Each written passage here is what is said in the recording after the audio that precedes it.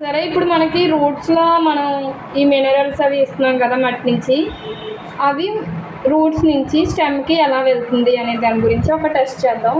మనం ఈ బాటిల్లో సగం కన్నా తక్కువ వాటర్ని తీసుకుని ఇందులో మనం ఇంక్ని యాడ్ చేద్దాం. ఇప్పుడు దీన్ని బ్లూ కలర్ ఇంక్ని యాడ్ చేసుకుని దీన్ని ఈ యొక్క స్టెమ్ తీసుకుని ఏం చేస్తామంటే ఇందులో వదిలేద్దాం. కొద్దిసేపటికి మనకి ఏమవుతుందో అబ్జర్వ్ చేసి చూద్దాం. ఓకేనా? 2 to 3 hours తర్వాత చూసినట్లయితే కనుక ఇక్కడ వరకునే కదా మనకి పెట్టింది. ఇక్కడ నుంచి పైకి ఎంత అబ్జర్వ్ అయిందో చూడండి. ఇక్కడ నుంచి ఇక్కడికి మనకి స్లోగా పైకి ఇంక్ అనేది అబ్జర్వ్ అవుతుంది అనమాట క్లియర్గా.